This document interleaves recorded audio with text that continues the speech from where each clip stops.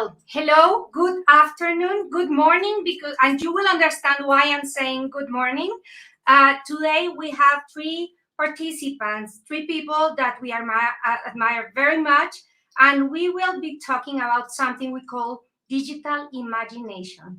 Then let me start inviting our participants. First participant today is Zhen. Zhen, hello. Hello, good evening, good afternoon, good morning. I'm dialing in from Singapore where it's a very early morning. So thank you for having me, Rosario. No, and thank you for joining us. Well, our second participant today is Jesus Mantas. Jesus, hello. Hello, I am joining in from Austin, Texas. Thank you for joining us. Then now we can start seeing that we're at different times, and this is part of today's reality. And the third participant is Alexandre. Hi, Alexandre, how are you? Hello, good evening. In my case, I'm from Porto Alegre, Brazil, and thanks for having me here today. Well, what I love from today is that we don't only have people from different places, but also from different cultures, from different places of the world.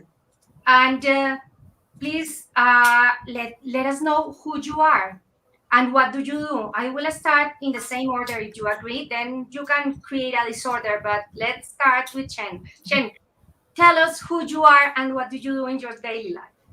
Perfect. So I'm an anthropologist by training. So it's been a very interesting experience, I think, moving into this brave new world that we're all in. I am the co-director of the Emerginarium. And the Emerginarium is a bit of an interesting outfit because, as the name suggests, we are here to support and generate and birth new businesses.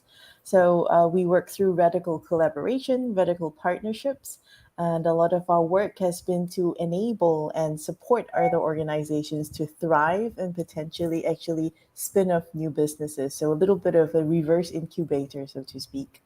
Um, it's been an interesting journey over the past 18 months because I think we work in the area of applied complexity and sense making. And the past 18 months, I think, has been the biggest global lesson in uncertainty and how you can manage through that.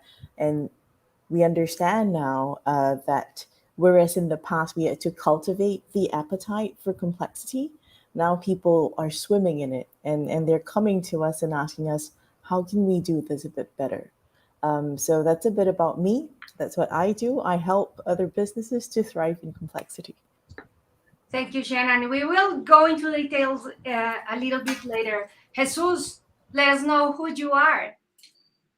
So, as you could guess, based on my name, I was born in a country different from the US. So, I was born in Spain, and I have been in the United States as my main place of living for now 27 years. But I'm originally from the south of Spain. And I work for a company named IBM that many of you probably know it. It's a big technology company. And what we do is we help primarily businesses adopt technology in order to improve the way that they run their businesses. And the kind of companies that are our clients tend to be the companies that run kind of like the backbone of the world. So think of the airlines or the banks or the shipping companies or the automotive companies or the electricity companies or the government. So we tend to focus on what can technology do for those companies, and obviously the main trend that has been happening over the last decade has been digitalization. Is all of those companies use digital technology to improve how they connect with their consumers or clients or do things, and that trend has massively accelerated in the last 18 months because of COVID. So it's not like our clients weren't thinking on doing things like migrating to the cloud or using more technology or using artificial intelligence or using data, but it became from a good thing to do to the only way you could maintain yourself doing business in the middle of a pandemic. So That creates a lot of opportunity for people that are in technology, but also create a significant dislocation for people that require to learn very quickly the skills that make you proficient in using all of those technologies. So that's what we do every day. And I will keep asking you questions later on, because of course you are like opening a lot of doors for the people who is seeing us for sure today. And Alexander, please, who are you and what do you do? Well, okay. I was born here in Brazil, then I was raised in Portugal, where I started working with IT and studying and working with IT. I started as a developer like more than 20 years ago. It's been fun, it's been a fun ride, and eventually I started migrating to the business side of the equation. Because like you have the bridge, and we were having this conversation before we started here. This is about bridging gaps, and this is what I do for a living for like the last 15 years at least, trying to connect people, connect business and the technology and things like that. And eventually I started migrating to this kind of more high level roles, like I have to interact with executives. And this is what I'm doing right now at Thoughtworks. I am leading the service line. This is something new for us at Thoughtworks. It didn't happen because of the COVID, but it started almost at the same time. Like you can predict those things, but we started trying to diversify our business. For example, because we are known as a software consultancy firm, but then we started to have different value propositions. For example, this part of digital transformation or things more focused on digital products. So right now I'm leading this service line, which is really interesting because I was starting to learn how to run a kind of a small business within an established company, and then COVID hit. And this is a fun story to tell. So I guess we can share this today. Sure, no. And now that you are mentioning it, I will love. I really think that the last year was a year to redesign everything. We redesign organizations, we redesign the way we are working, and also the impact of the change was personal for people. And there is something that we love to do when starting the panels, and it's also knowing your journey, why and how did you end up in this topic, but also how the last year was giving you like the vision on the role you want to play for the following years. Then whoever wants to share with us. I know all of you were doing things, and Alexander, you were mentioning it, but on a personal level, because at the end, organizations and companies are people. Then personally, how did this was impacting you? Who wants to start? I can kick it off so we go in the same order, but I invite everyone to disrupt me, please. I think I'll start with a bit of a personal sort of anecdote.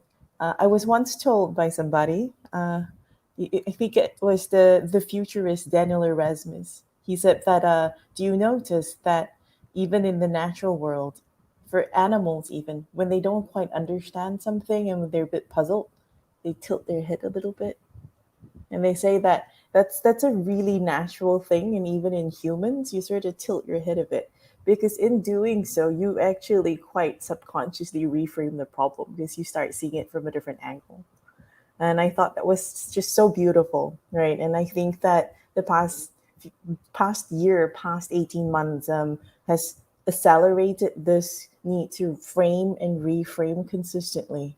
So we're consistently tilting our heads together. And that's why I find what Brooklyn to Bogota is doing so beautiful, because you're basically bringing this multiverse of perspectives into the same room. So thanks for doing that. Very personally, I work quite closely with a lot of large bureaucracies, and I'll call them bureaucracies. And, their task is often to support the broader bureaucracy, whether it's a really large international organization Or I also have close working relationship with the Singapore government, who's one of their biggest mandates in the next year or so is to actually accelerate digital adoption for small and medium businesses. Um, so in Singapore, we have our hawker culture is a UNESCO World Heritage. So basically, we have these what used to be informal food centers that have been moved into formal food centers, but they're still very informal in the sense that they're very small family owned, and a lot of them are older people. They're in their 70s, 80s, and they're still going at it because they're proud of their craft, and helping them to go into the world of digital payments, accepting e-payments, supporting them to actually use food delivery services. It's just you can imagine the adoption rate over the past 18 months through these folk have just been critically sort of and for me it's supporting businesses like that's my personal narrative. I'd really love to help them out because it's such a strong and important part of all our cultures to actually support these businesses that otherwise would die out.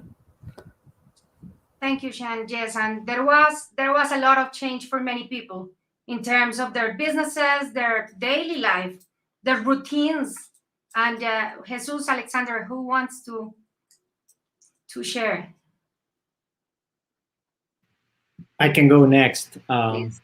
The biggest change for me was in my daily job. I used to travel a lot because when you have global scope, the way that you make an impact is you really need to understand the environment of people. So I was traveling internationally all the time. As Rosario, you've met me and you've known me for a while, and suddenly that stops.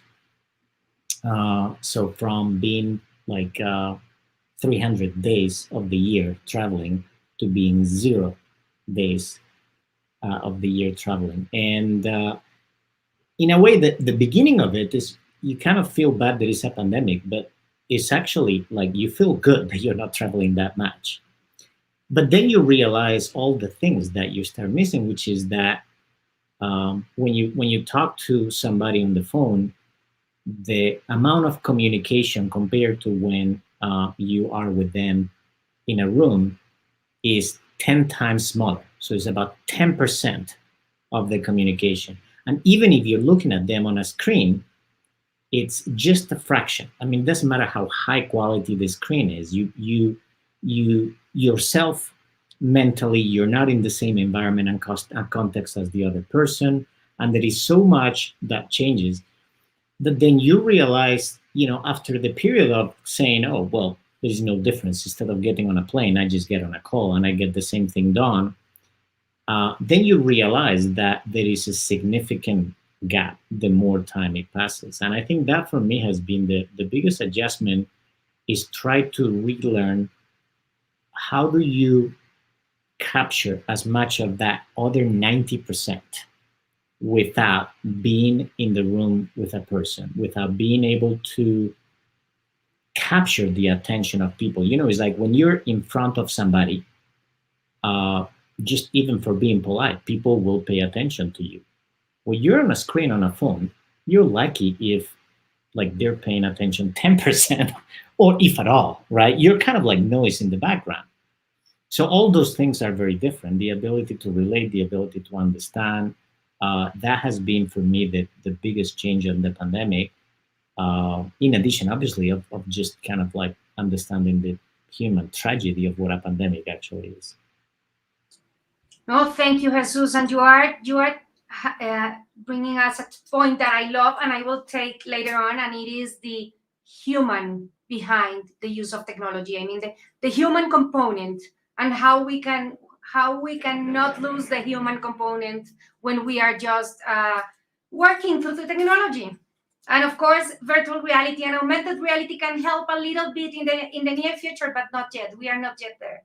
Then, Alexander, how is your Yeah, it's just like perspective? connecting the dots what Jen said and Jesus said, because like Jen, I'm a high touch person. Interpersonal relationships, they are really, really important. The way I do my work, I really like to connect.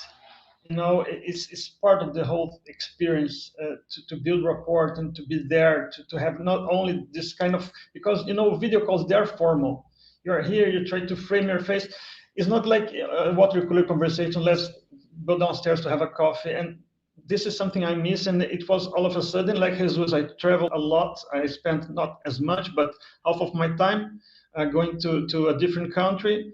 And not only that, I was working with an airline back then when the pandemic hit. And then we were like aiming high at the time. We were having so many ambitious plans, and I was really poised to pursue that path. And then all of a sudden, my main job was to evacuate our expats, to get them safely back to their homes.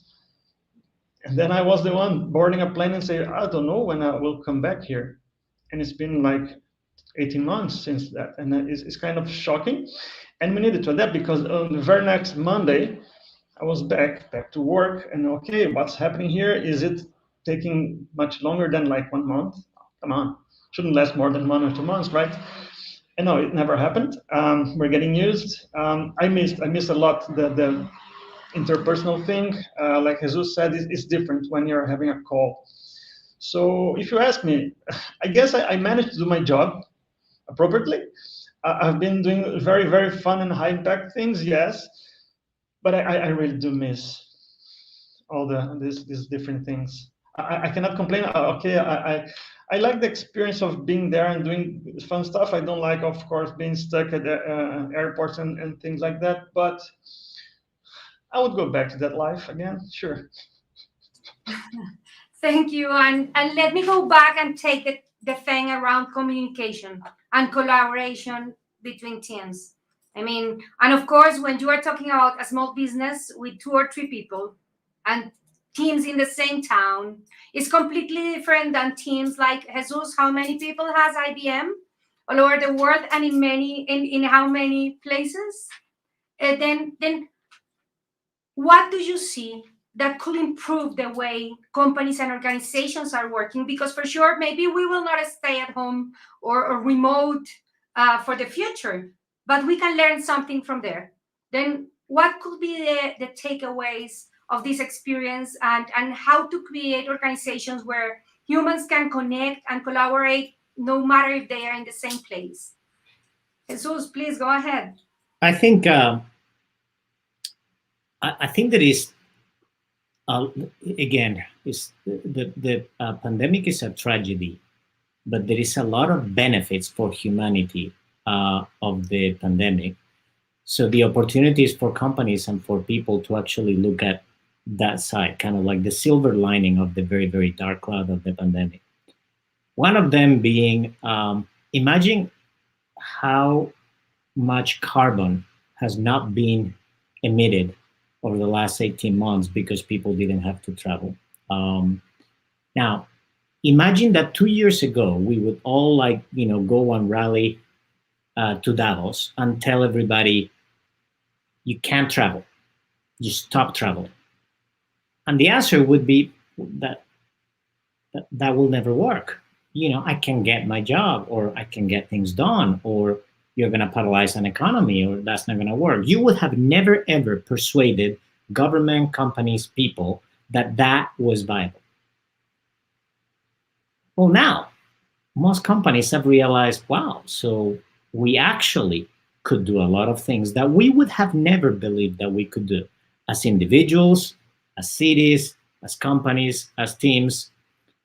And yet, as I mentioned, it's not a perfect solution. There is an element for certain type of jobs and certain moments of the day, creativity, imagination, collaboration. There is not perfect. But that balance, clearly, it can be tilted more to a mix of digital and in-person that we would have never believed as a society was doable. So seizing this moment to actually better optimize that with all the benefits that come of carbon emission reductions, reduction in costs.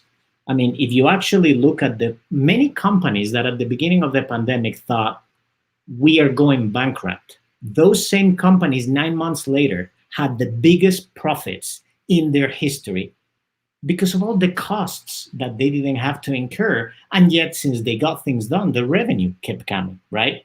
So there is a history of many businesses that struggle and disappeared. The businesses that were dependent on 100% of a physical, of a physical event.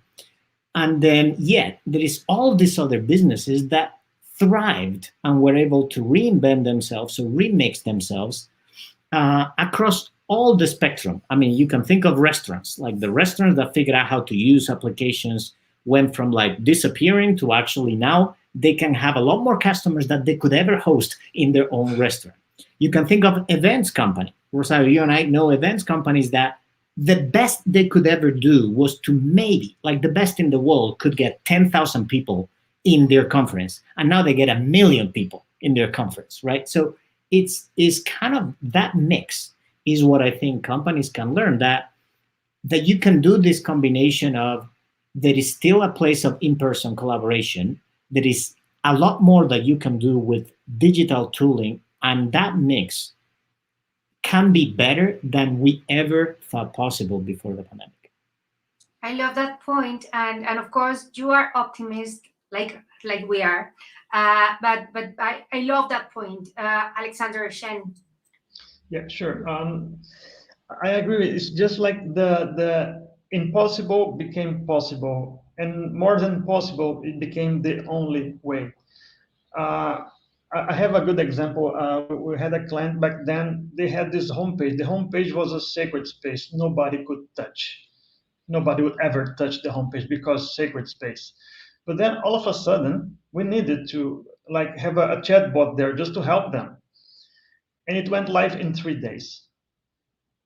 Something that would take us like 6 months, knocking on doors and asking for permission, we got live on 3 days because it was the right thing to do.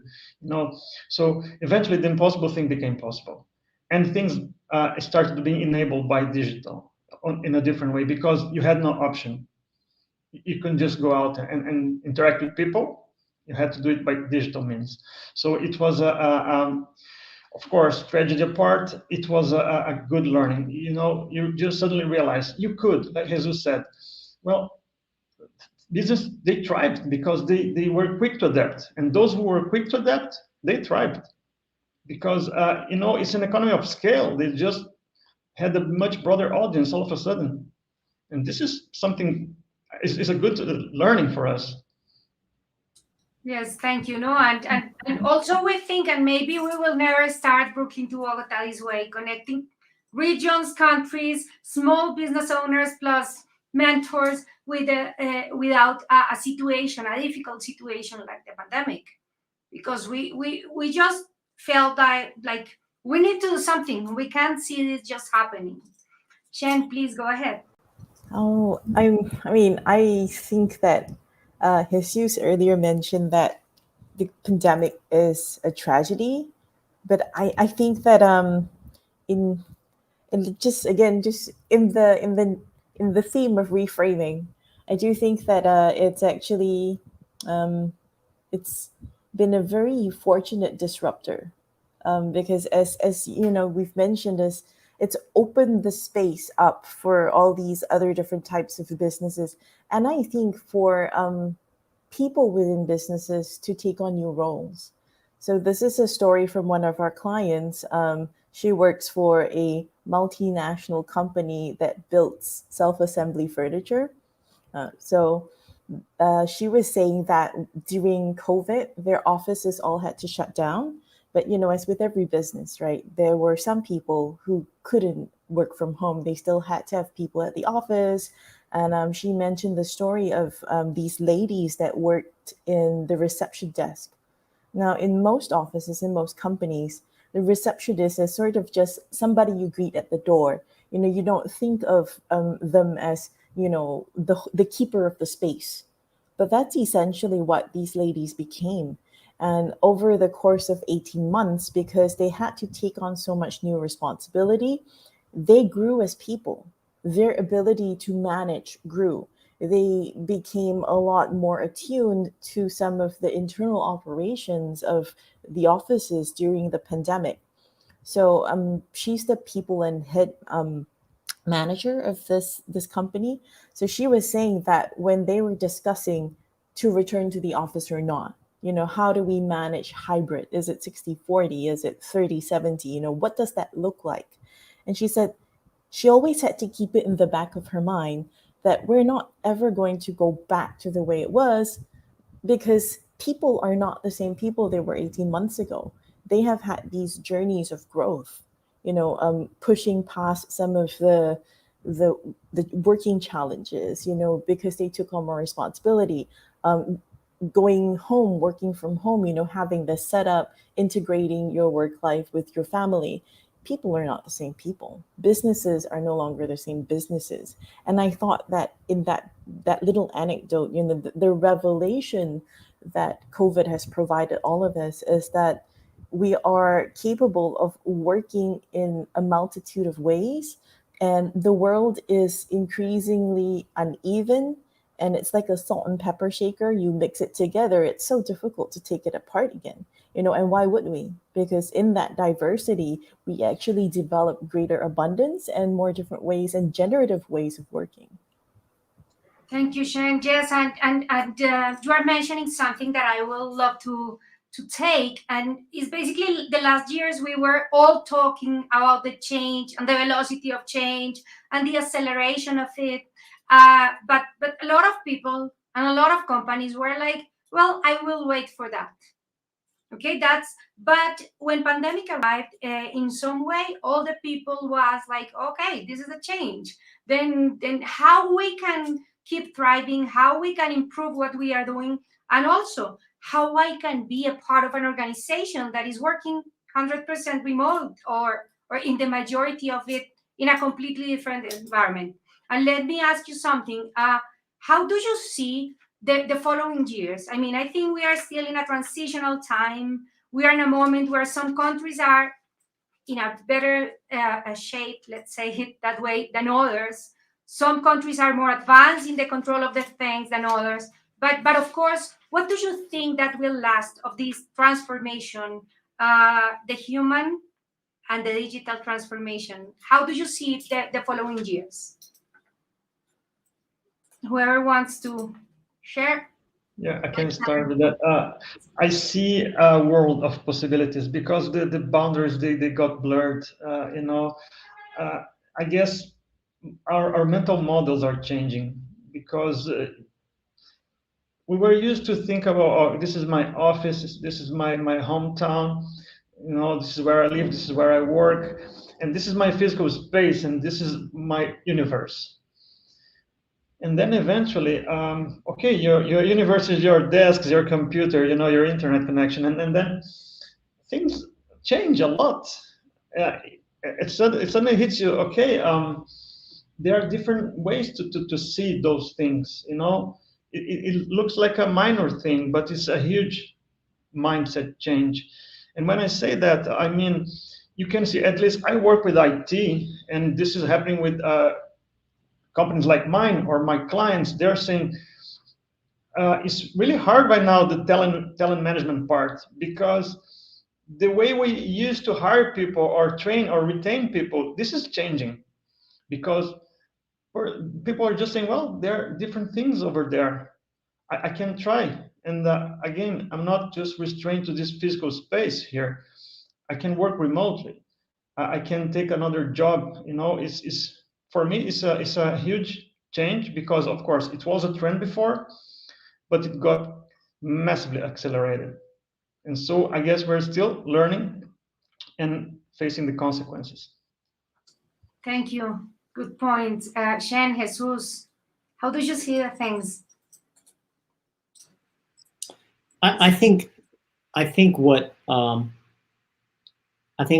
what you learn is very hard to unlearn, and the pandemic has created a lot of habits for people that can stay, and many of those habits involve digital tools, from ordering food to buying things to frankly, do many things that otherwise you would have never thought of.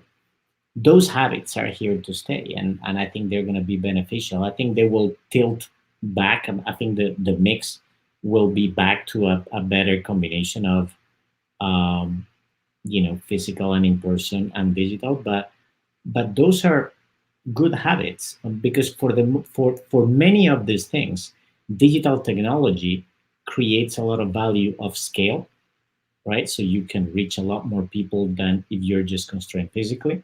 Creates value of economies. It creates value of cost.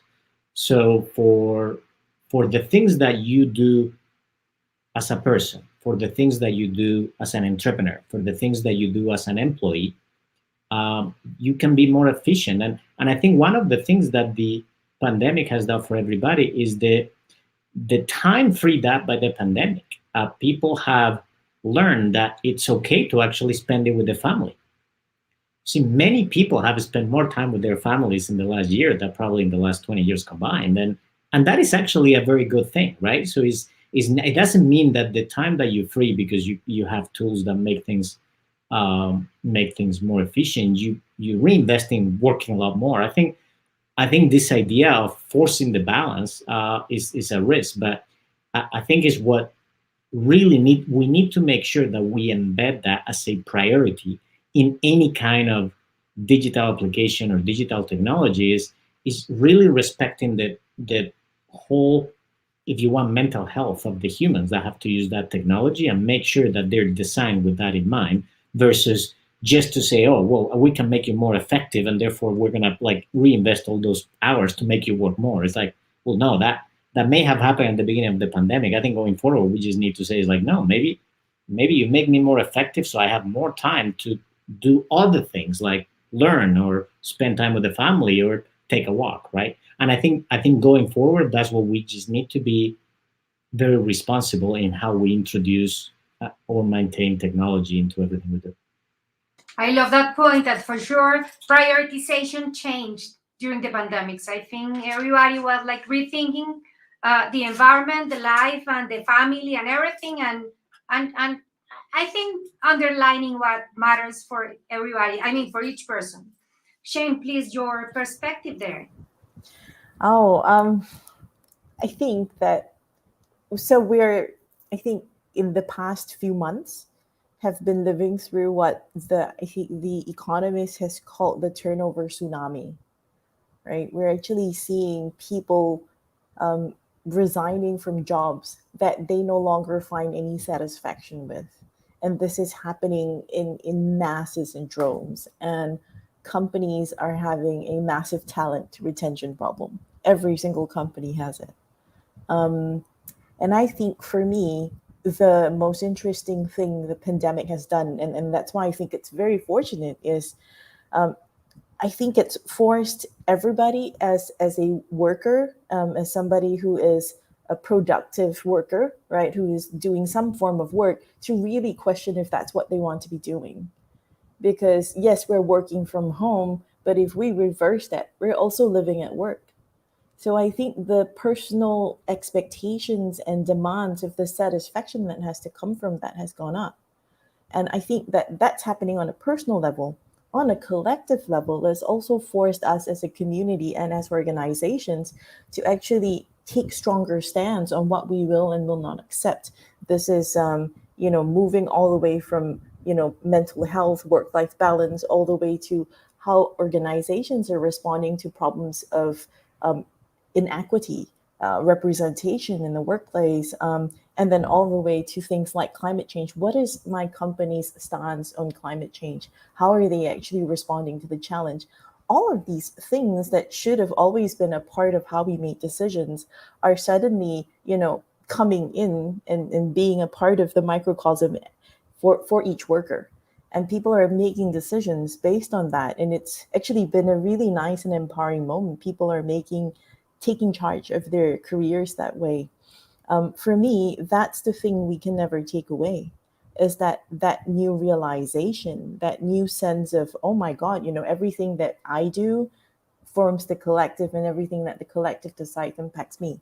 And I think that digitalization has been, really useful in helping people to connect to other points of view, right? Whether it's at work or not. And I think that for employers, that's what they're realizing, that work and like personal space, yes, people want the distinction, but there is a continuity of identity that people want to be able to take from one point to the other. And the companies need to actually, assert where they stand.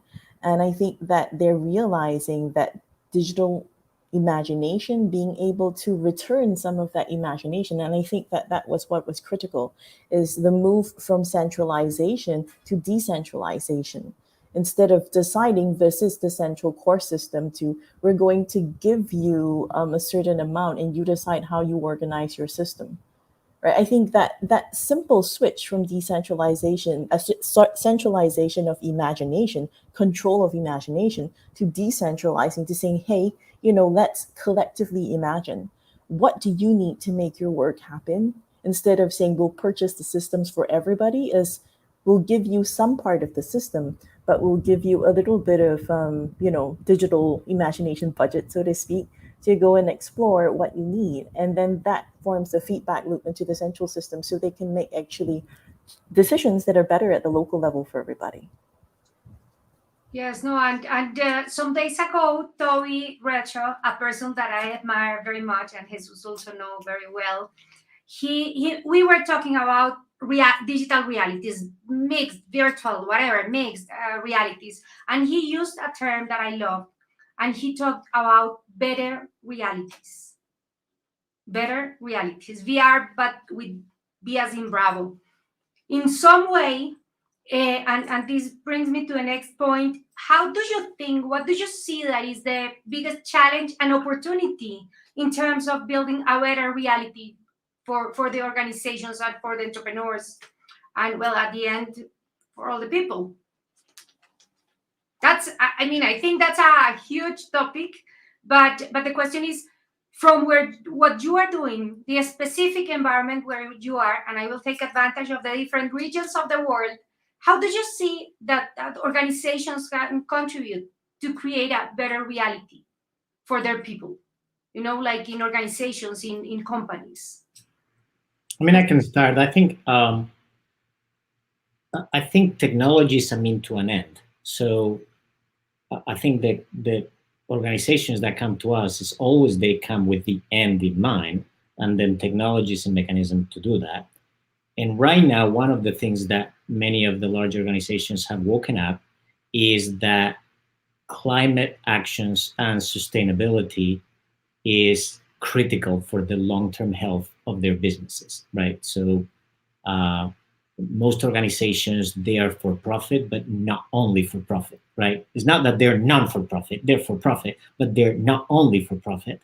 And I think that has elevated in the agenda to the point of then looking at which are ways in which you can use digital technologies to achieve further reductions of carbon emissions, whether it's in where you compute your workloads, your systems, and what electricity those systems consume. The same system, whether it's in a state of the United States, another states of the United States, or Canada, would dramatically be changing the carbon footprint depending on how much renewable energy they're using. But the actual output for the company is identical, right? There is no difference. So you can now start making choices as to where, the computation happens. And that is only possible because we have this thing called cloud computing.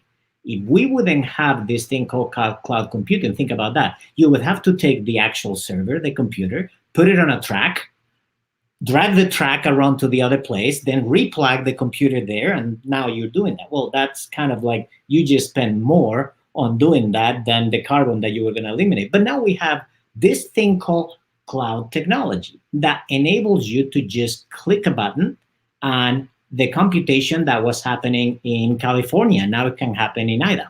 Same computation. It shows up on the screen exactly at the same time.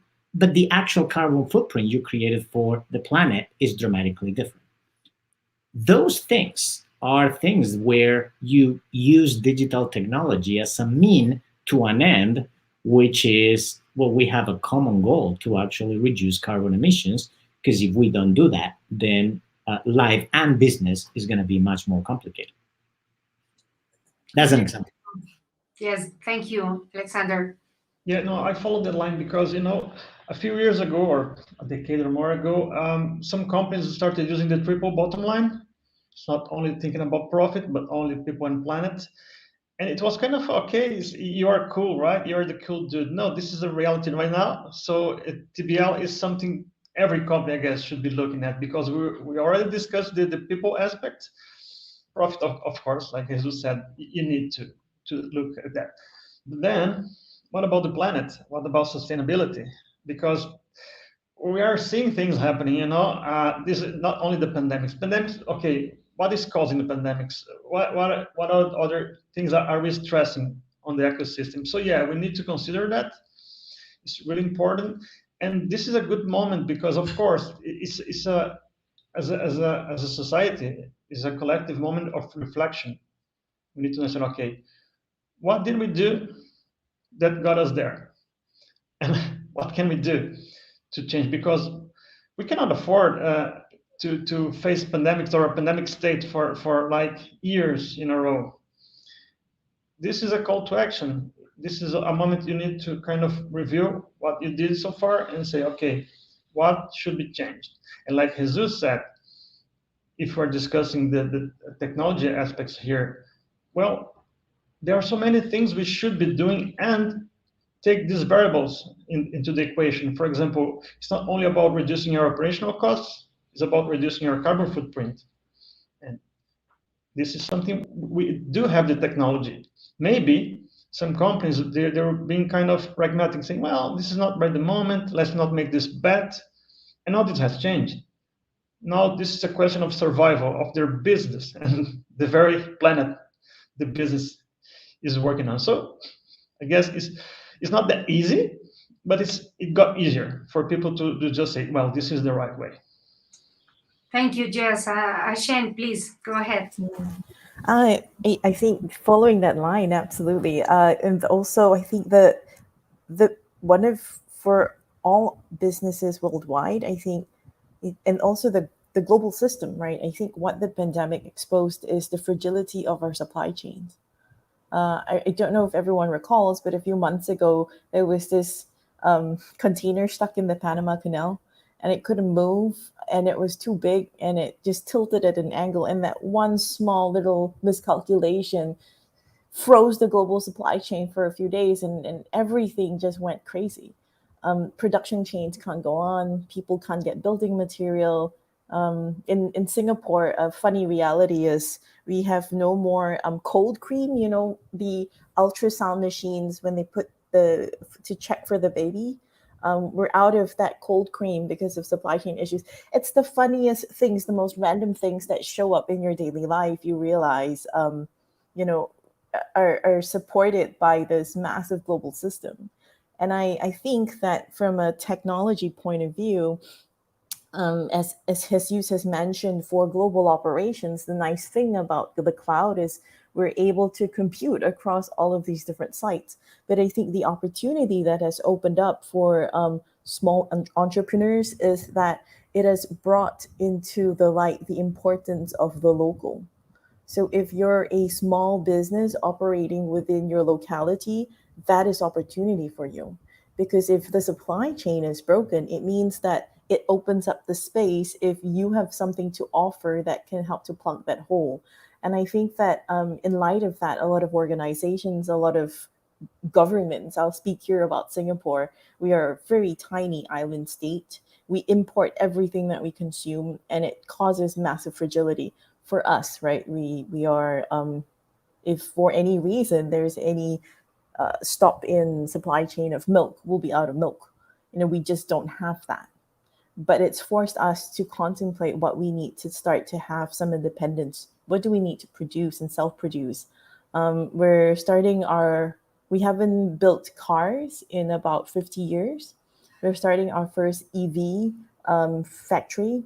We've got a partnership with Hyundai in Korea to build electronic vehicles, because we built semiconductor parts and we recognize that the semiconductor parts, sort of like migrate really nicely from semiconductors into electronic batteries for cars. So you're finding those strategic sort of migration points, but you're migrating sideways instead of thinking in linear growth, right? And I think that in that evens out the playing field, because instead of everybody buying from China, and there's nothing wrong with that if that's the right thing to do, but all the local players now, if you're somebody who produces chairs, if you produce, wood or wood chips or something like that, you actually have the space opened up for you because the supply chain broke.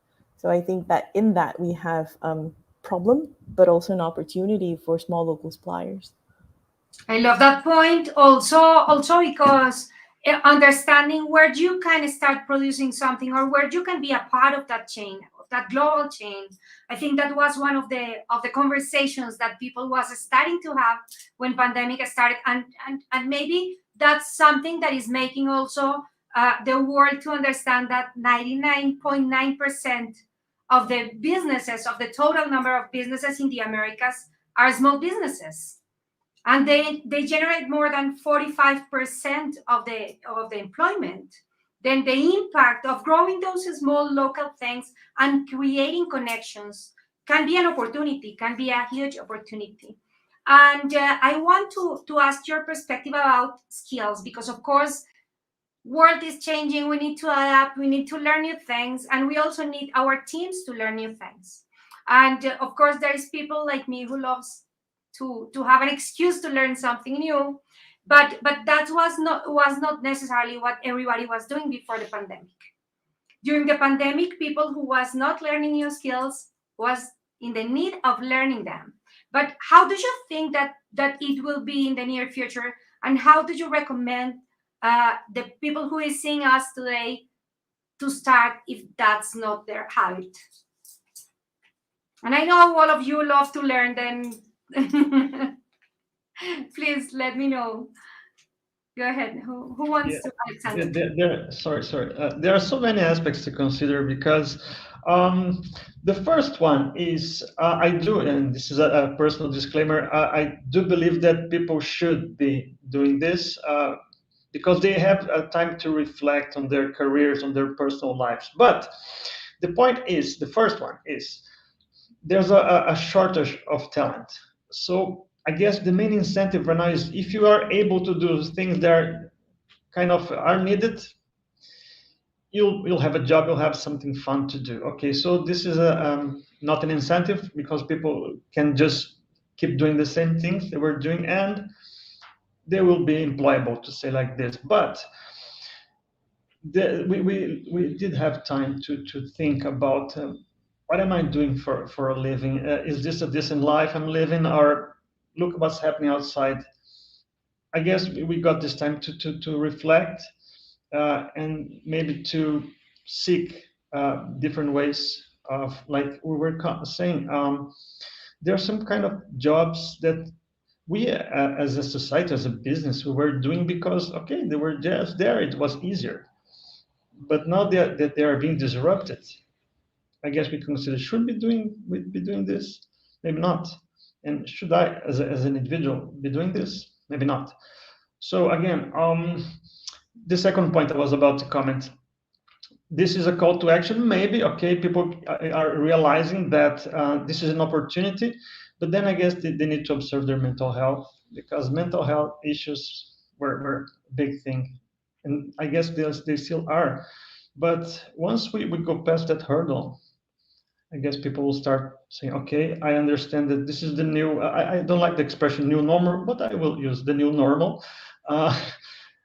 And I want something better, because now some very basic stuff, they got a different meaning. They're more important and precious to me. So maybe I will look at things differently, and I'll try to improve whatever I can with my life. So of course, we spend most of our waking hours working, or thinking about work. So yes, people will, I guess, and I'm seeing this actually. People are focusing on how can I improve my like quality of life, my prospects of career, all of that. So yes, I think this is again another aspect that won't go back to the regular normal, if that's a thing. Thank you, Alexander. And I will give the word to Zhen. But before that, I love, and Olga Dulce is mentioning it, that every time that we have people, experts in technology, complexity, and so forth, uh, we are talking about the human beings more than anything else. And that I love because I'm hearing you, and I really think Olga is mentioning that from the audience. Zhen, please, your perspective. Oh, I mean, absolutely. And that's why I think I started, my sort of, when we joined and we did the introduction, I started by saying I'm an anthropologist. I'm not a technologist, and for me that is important because it's not about the system, as Jesus mentioned. The systems are there to support an end. And it's more important that you are understanding what the organization really needs instead of just fetishistically applying technology because somebody else is doing it. I want to respond to your question, Rosario, which is around training. The interesting thing I think that I've seen explode all over in the past 18 months is, oh my God, the amount of free training that is online, right? And it's not just I think one of the biggest industries that has been disrupted, and it started way before the pandemic, is actually the higher education institutions. They know that their model is not working. And I think the trend has been going toward micro learning for a very long time. But I think in the past 18 months, we've seen micro learning really explode.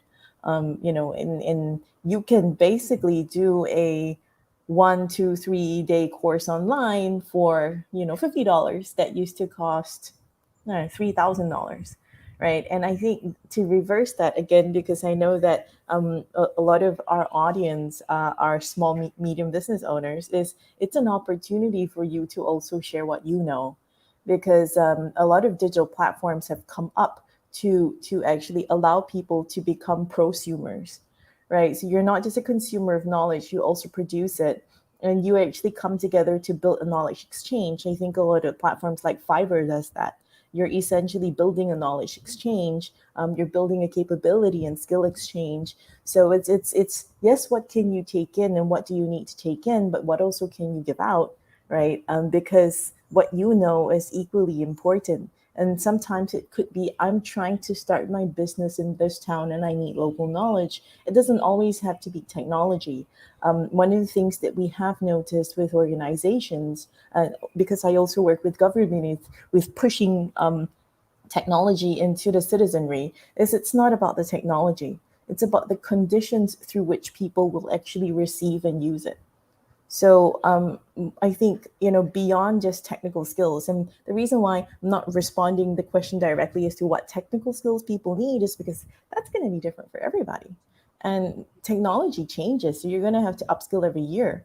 That question is a question we have to ask ourselves every 6 months. But what's important is, what are the conditions around which the technology is being sort of pushed into the market? And therefore, if I'm utilizing technology in my business, are my customers going to be receptive of this? Are those the right conditions to use this piece of technology? I think that's the bigger question. Thank you. I love that. Jesus, something to add there? I think just to emphasize the point that the human is the most important element of the equation in the digital transformation. And I love the fact that Zhen is anthropologist, because she's dedicated her life to learn why people do what they do and what has led over millions of years for those behaviors to form. And sometimes in technology, we disproportionately spend our time and attention on the algorithms and the data on that element of the system. Let's say we spend 80% of the time on that, and then we spend 20% of the time on what do we require for people to change. And I think that equation is it has to be reversed. I think 80% of the outcome is helping people change, and 20% is actually the tool that you give them to do that, which is at the end of the day what the technology is. So I just think my emphasis to the teams that I work with is, when you think of a digital transformation project or you think on a system project, start with the person and what is it the person needs to do and how will technology help that person, and then work backwards. And it seems a very logical and common sense things to say. I guarantee you, if you look at any project budget in any organization, you will not find any project budget or any staffing plan that actually follows that guideline. Thank you. No, I love this conversation, and we can keep talking and talking, but I know that time passes. And I just want to ask you something else. And is, in the next years, in the following years, what, from your perspective, is the most fascinating technology where every business owner should pay attention? I mean, what is happening outside in the technology world that entrepreneurs, business owners should see in the following years? What are your favorite technologies? What is happening out there? And if at the end you can add how we can bridge the gap between countries to access that technology that you think is vital. I guess there's not a single technology that's kind of, wow, this is the next big thing. I guess it's the combination of things that are already there. We were mentioning some very basic stuff, but they are enablers to this IT revolution or this new industrial revolution we're talking about. And now, this new seismic shift that the pandemic is kind of a combination of factors. You have the abilities, you have the tools, and now you have the motivation, because this was the missing link. Now you just felt the pain, you felt the need. So you can be creative because you had to be creative to just survive in the last few months. You just combine those things and try to be more creative. And this is very, very important, with focus on people, on their behaviors, and on their happiness. So you have the tools, I guess you have the set of tools, you have a reason or a purpose, and you have the target, which are, so yes, I guess this is a combination of those three things will lead the change. Thank you. I love that. Zhen, Jesus. I'll go. I'm going to be a cop-out and say that I think that the greatest piece of technology is still this. Everything is mobile first now, and I think that it will continue to be mobile first increasingly. But that's not necessarily my favorite piece of technology. That's a good point. but I think it's mobile first, no matter what we do. And I think with regards to sort of what is important in bridging that is two things, and it's a polarity. On the one hand is as small businesses, how do you fight for attention when mobile first means that everybody's attention span just keeps going down because you've got instant mind candy every millisecond, right? So that's the thing we have to call our attention to. How do you get attention?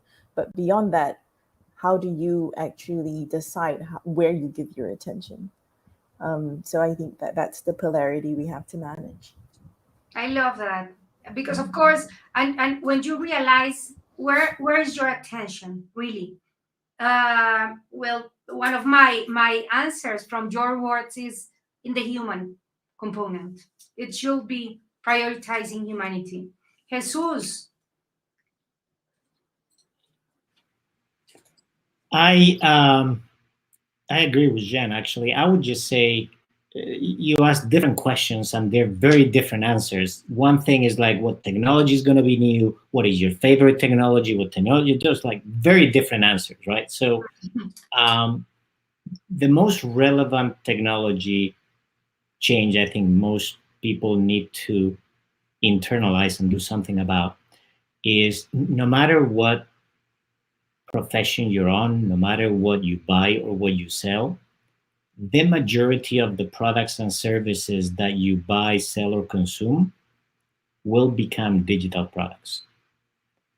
And that started maybe 15 years ago with your bank account. Your bank account used to be, a book or a place where you go, and that became, because of the mobile, a digital product. Your bank account is a digital product. But now it's happening to your car.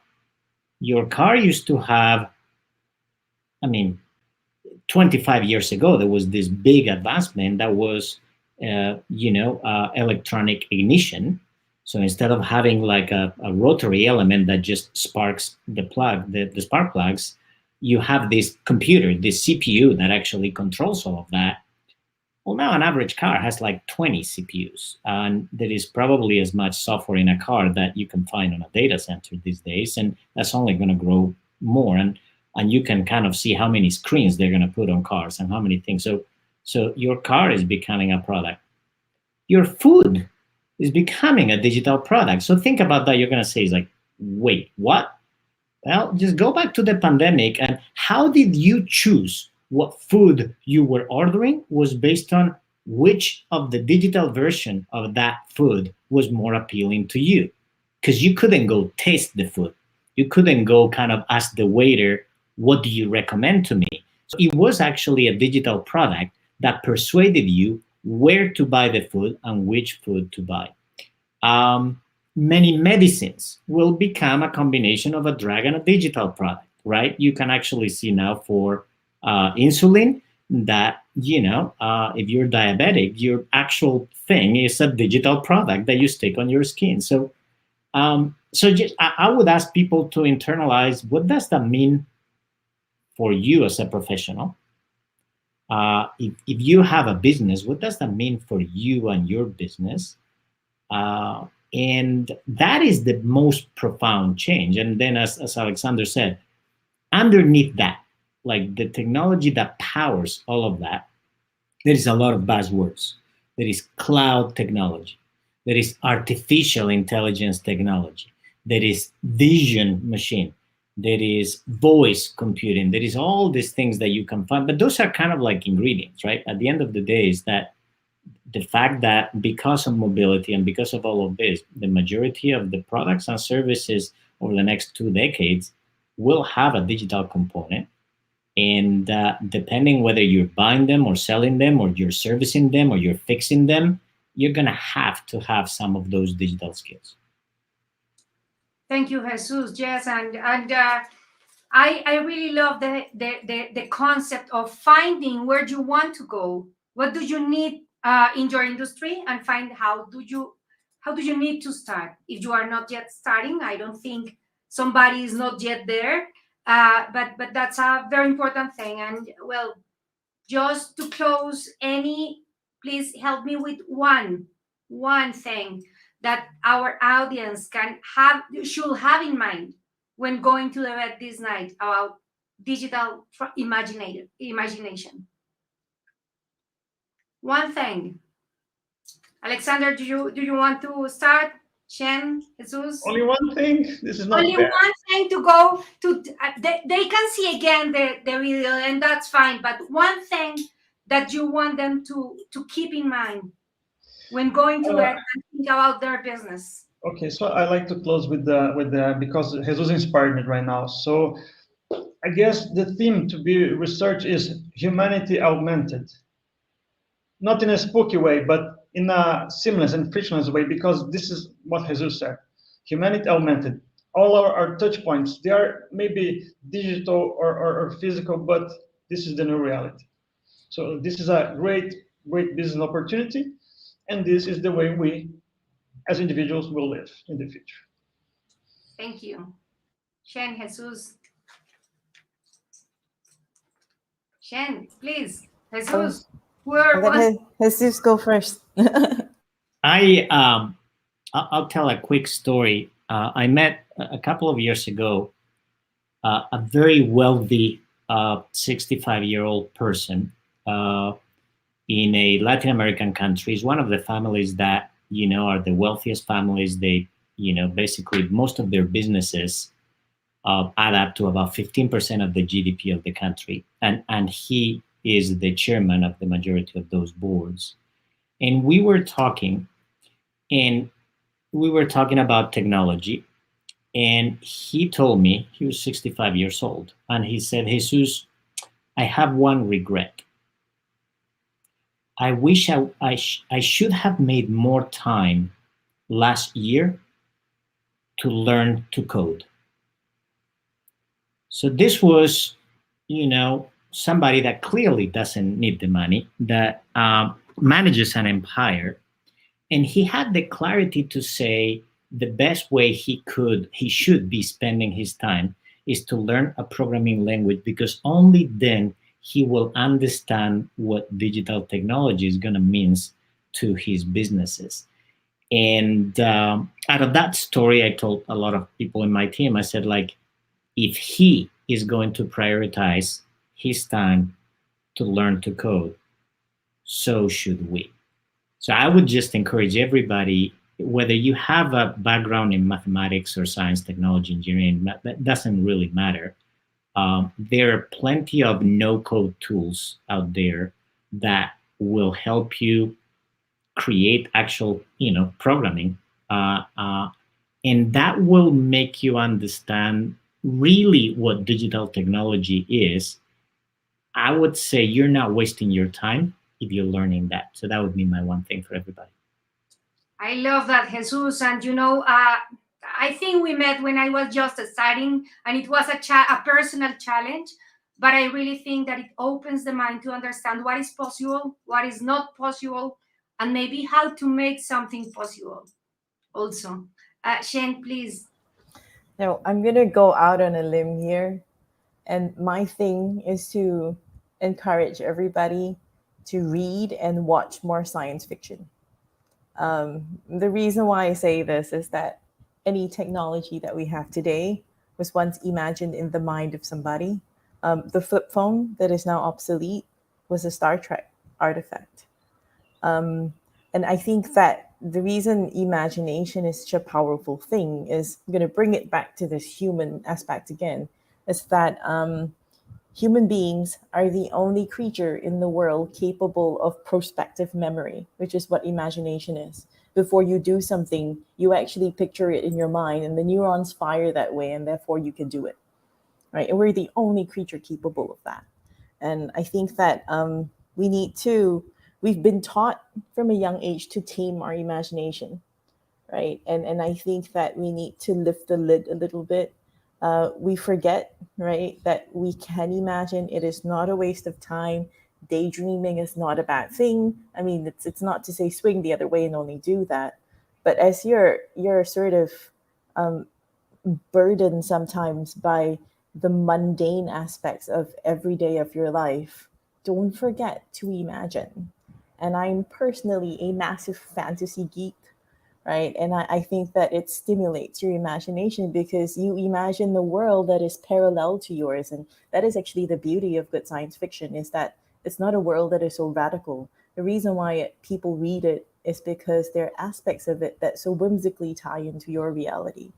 And that helps to stimulate your own imagination for your business, for the technology that you need. And sometimes it could be, oh, wouldn't it be nice if I had a tool that could do this? And then you're like, maybe it exists, and you go look for it, right? And the mind fires in such different ways. So stimulate it. Read fantasy. Yes, that's my one thing. I love that. And there is a very recommended book by Anne Rosenberg about how to use or how to be inspired by science fiction when you are developing a new product or a new solution.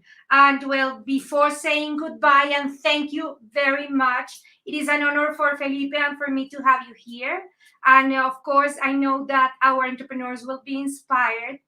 And I am sure that they will follow you because they can learn a lot if doing so.